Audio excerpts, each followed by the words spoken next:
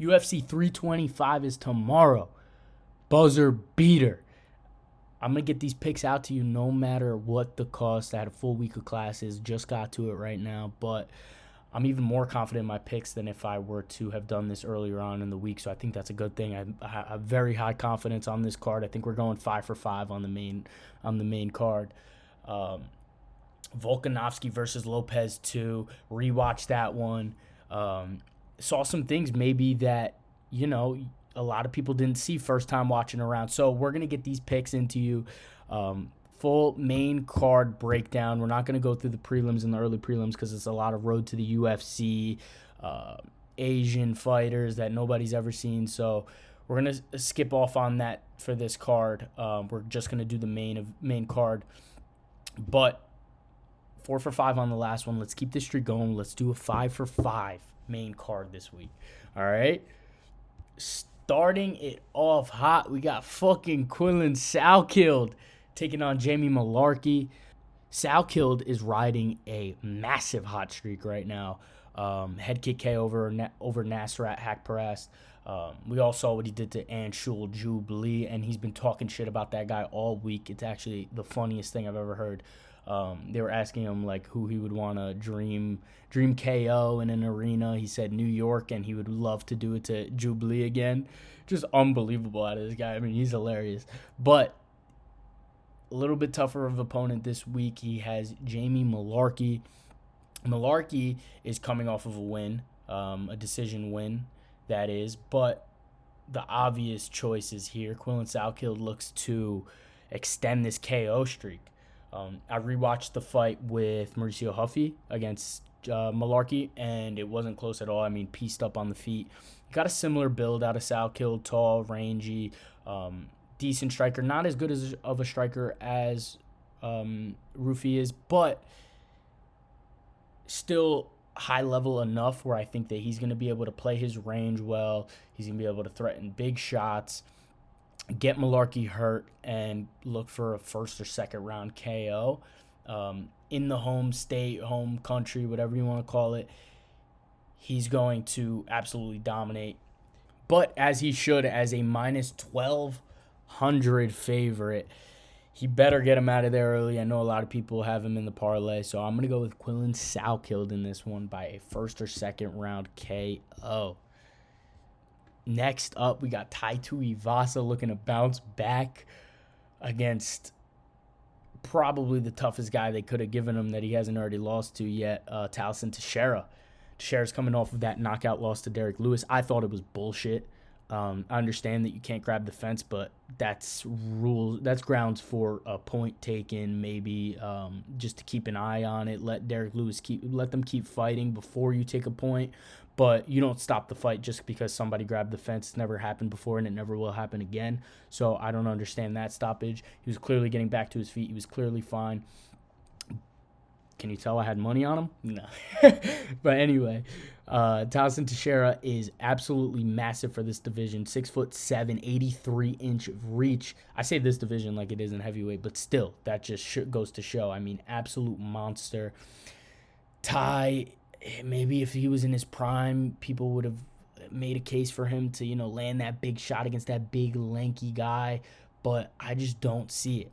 I think that Taliesin has been overly impressive in all of his fights besides the Derek Lewis one, and even in that fight, he caught him. He just got a little bit overconfident, and you can't get overconfident against Derek Lewis because he will land that shot if you get overconfident, and he will put your lights out. Derek Lewis thrives against guys with that build. I mean, Volkov, he flatlined Volkov in the third round after getting beat up for the first two, so I just think it was a bad matchup for Taliesin. It was too early on. This happens every single time you try and feed a heavyweight up the rankings too early. Every heavyweight prospect that tries to get fed up the rankings too early lose. So, with that being said, I feel the energy. I feel that people are picking Tai Tuivasa to win this fight. Bounce back fight against a guy who just lost by KO, but I'm here to tell you absolutely not. Don't overthink this one. Taliesin Teixeira is going to get a KO victory in the first round. Pains me to say it, but I believe Tai Tuivasa's career is over tomorrow night.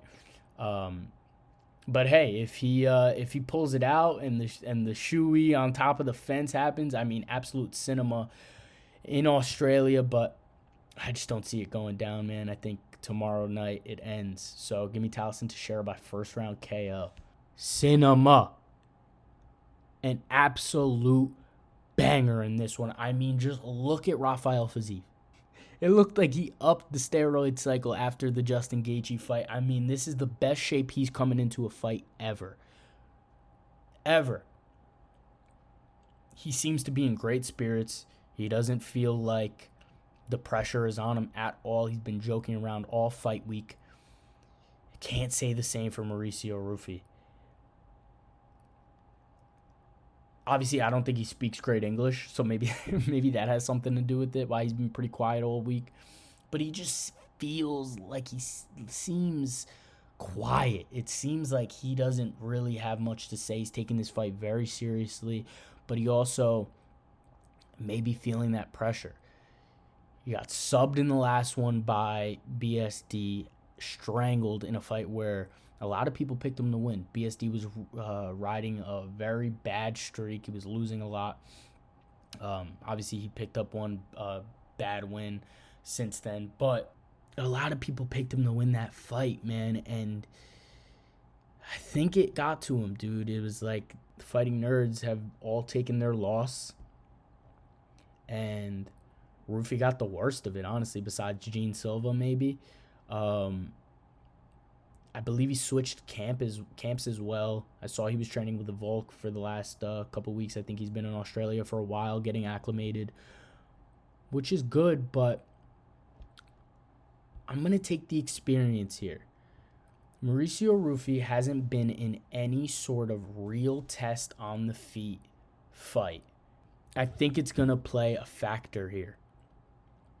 He's basically ran through everybody. Ran through Jamie Malarkey. He beat up James Yontop even though he didn't get a finish. Knocked out King Green with the wheel kick. Unbelievable knockout. And then he gets subbed by BSD, right? So we start to see that decline now where if he gets wrestled, this guy's very beatable. And if you take a look at the Justin Gaethje fight, you know Fiziev played into that. I'm going to shoot early, make him think about a takedown, and then strike with him. Obviously, he didn't get to beat Justin Gaethje. Gaethje put the beats on him, but a win that's aging pretty well. Justin Gaethje seems to be hitting his second prime or something. There seems to be levels at the high level striking that Rafael Fiziev just wasn't ready for. But when it comes to the eye test, man, this guy should be champion. I mean, I've been saying it for a while. I think Rafael Fiziev has some of the most incredible striking I've ever seen. Body kicks are absolutely insane. Hands, feet, fast. He just seems to gas, but I don't think it's going to play a factor here. I think him and Rufy are going to throw from the jump.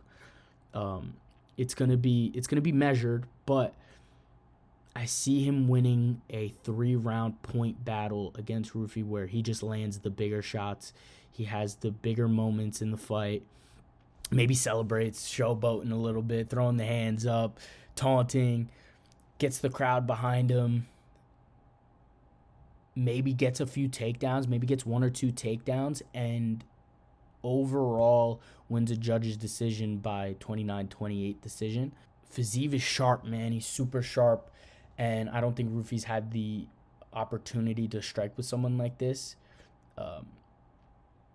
And Fiziev is a long time coming, man. A long time coming. So give me Rafael Fiziev by decision in this one. The underdog shot. Next up, we got Benoit Saint-Denis taking on Dan Hooker. I'm a Dan Hooker hater, man. I used to say this guy was going to be champ, and then he got knocked out by Michael Chandler, and ever since then, he's just been pissing me off. We just watched this guy get ragdolled by Armin. He did have a few good sub attempts, but nothing too crazy, and I just think it's going to play out similarly. Benoit Saint-Denis felt like he needed those losses that he had early. And he's just going to be too violent. He's going to be too good, too technical for Dan Hooker. Hooker's going to try and make it a war. but he's going to end up getting taken down multiple times. Violence doesn't really play into his favor in this one, I fear. I think that if you make it a violent fight with Benoit Saint-Denis, he kind of thrives in that, even though he did get knocked out by Dustin. But just some good gatekeeper stuff, man, out of Dustin. I did pick Dustin to win that fight. Not to brag or nothing, but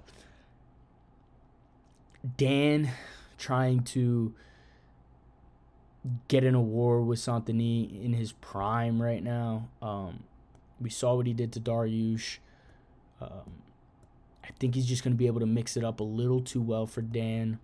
But I do think Dan toughs it out and gets to a decision, but I don't think it's going to be very close. I think this is going to be a really fun, violent fight, but Benoit Saint-Denis is going to edge it out. I'm leaning Benoit by points. I think this fight goes to the distance. I know it's not likely, but I do see Benoit Saint-Denis winning a decision here. Yeah. I'm confident. Give me BSD by decision. Dan's just going to be a step behind in the grappling. He's going to have some big moments, but Benoit's I feel like he's a better version on the feet of Mateusz Gamrot, and Gamrot got robbed in that fight against Dan Hooker. So, yeah, I think we're going to go with Saint-Denis here by decision. Here we go. We got Volk versus Lopes 2. What a banger. Man, I'm excited for this one. You know, I'm an Ilya guy, but I have a soft spot for Volk as well. I really want him to win this fight, and I'm picking him to win this fight. I'm picking him, right? So I rewatched the first fight, and I'm going to break it down. So in round 1, it was way more one-sided than I remember it being. I feel like for some reason I remember Lopes like having some success. No, he did not. That was damn near 10-8 in my opinion. Absolute domination by Volk in round 1, which is somewhat surprising, but somewhat not, right? So you have two sides of the coin. You got Volkanovski's been here. Lopes hasn't, so it's his first 5-rounder. Maybe he was trying to pace himself too much, wanted to get a feel for it. But then on the other hand, you have Lopes is a fast starter. He gets at you from the jump. So it's weird to see that he wasn't able to do that against Volk. Volk was able to completely shut him down in that first round and dominate. Then in round 2, we saw it pick up a little more. Lopes realized, okay, I got to actually fight with this guy. But it seemed like Volk was winning every time they met in the middle. Every time there was a car crash, Volk was coming out on top. He was landing the last shot, the bigger shot. The jab was absolutely money. The entire second round, pop. Lopes's head is getting snapped back. He wasn't moving his head off the center line. He was just taking it. And I think that kind of remained true for the rest of the fight, but I see it playing a huge part in this one as well. Volk's going to keep popping that jab out there. He's just going to keep out striking him every single round. Give the judges more to look at. Then Lopes drops him at the buzzer. They think there was like 10, 15 seconds left. It was a good shot, but this is what worries me. This is what gets in my head when I think about who's going to win this fight and picking Volkanovski and why I'm worried. I know I'm not smart by saying this because every commentator that's ever commented a Volk fight has brought this up. He's absolutely always exiting with his head in the sky, pulling straight back, and Lopes landed that overhand right. Maybe it was more like a straight, but he landed that right hand as Volk was exiting, and he got caught. Volk was leaning backwards, so maybe it wasn't too hard of a shot, but he definitely did get caught. So I gave round 2 to Lopes. Even though Volk was dominating most of it, I can't overlook the knockdown because it was a very clear knockdown. Volk was off both of his feet. So I gave round 2 to Lopes, 1-1. Round 3. Volume is the name of Volk's game, man. I mean, this is one of the reasons why I just don't think that Lopes can beat Volkanovski in a 5-round fight, is that Volkanovski's been here a million times. If this fight goes to the distance, you can count on Volkanovski winning it. He's been in there with Max Holloway for what? 15 rounds? Won probably, I don't know, 10 of them. He won all 5 of the last one. And that's supposed to be the greatest volume striker in UFC history. Well, he is statistically the greatest. And Volkanovski toyed with him in that last fight. He just kept getting better. He kept getting familiar with it. And I see it playing out a similar way where Lopes ain't no Max Holloway, man. He's more dangerous in the sense of one-punch knockout power, but he's not Max. And if this fight goes 5 rounds, you can count on Volkanovski winning that fight 9 times out of 10. Lopes was always looking to counter. He was always going second, letting Volkanovski come, then trying to throw that right hand back at him while he's exiting. But it's hard, man. I feel for him because it's hard because Volk he seemed one step too fast the entire first time they fought. One step too fast. Always. It was like Lopes was 2 steps behind. Volk his speed was just a little too much for Lopes, man. He wasn't able to land anything significant when his combinations aren't that good. He throws combinations hard, he throws them fast, but they aren't as precise as they need to be to catch Volkanovski, I fear. Volk is too smart to get dragged into a firefight. In round 3, you could see Lopes getting a little frustrated. He wants to fight. Come here, let's fight.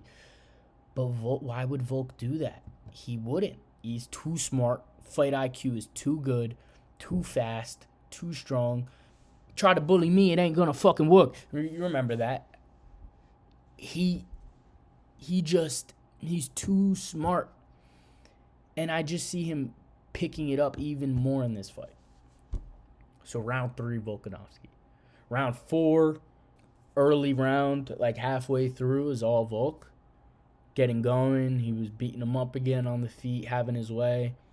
But then the same thing happened. Volk was pulling back. Changed levels instead of pulling all the way back because he didn't want to get hit with that overhand. And Diego Lopes times a gorgeous uppercut. So Volk is pulling back, tries to change levels. Lopes times an uppercut, catches Volk right in the eye. Volk is scrambling. He basically chased him around. Lopes chased Volk around for the rest of the round. Had some little shots here and there, but I give the bigger moment to Lopes. I have it 2-2 going into round 5. I don't hate the 4-1. But I think Lopes had the bigger moments in round 2 and 4. So I have it 2-2 going into round 5, man. I really do.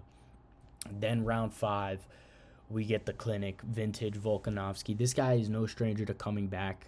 Did it against Max. So in round 5, we saw vintage Volk. He looked like it was round 1, completely fresh. Lopes couldn't get anything going. He tried to drag him into a brawl, and Volk just wouldn't let it happen. And he diced him up. Pop, pop, pop, pop, pop. Volkanovski clearly wins round 5, 3-2 Volkanovski.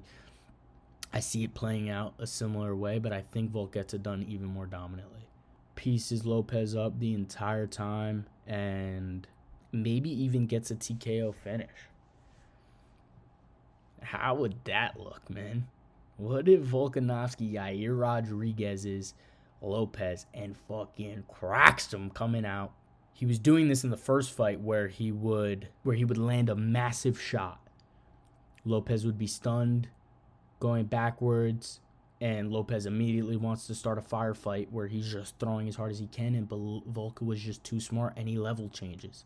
He secures the fact that he had the bigger moment, doesn't get too aggressive, gets on a double leg, locks his hands, gets him against the fence, tries to trip, And I could see a world where he cracks him hard this time, cracks him really hard. Now we got Volkanovski coming off of a win. He's even more confident. I could see him cracking him really, really hard, getting on a double, dumping him, getting on top, pop, pop, pop, pop, pop, and fucking TKOing Diego Lopes from mount. Imagine that. Imagine that. I've made up my mind. Give me Alexander Volkanovski by TKO in round 4. Give me Volkanovski by TKO in round 4. I think he's going to be able to land a big shot that connects, take him down, ground and pound, finish. And we just see some legendary stuff out of the featherweight GOAT himself. I hope you guys all enjoyed. Leave a comment if you think I'm crazy for any of my picks. I think we're going 5 for 5, so you let me know what you think. Tell me why I'm wrong, why I'm right. Doesn't matter. I hope you guys enjoy this fight. I will hopefully be enjoying it as well. Hopefully it's good. But if you enjoyed, like, subscribe, hit the noties, and I'll see you in the next one.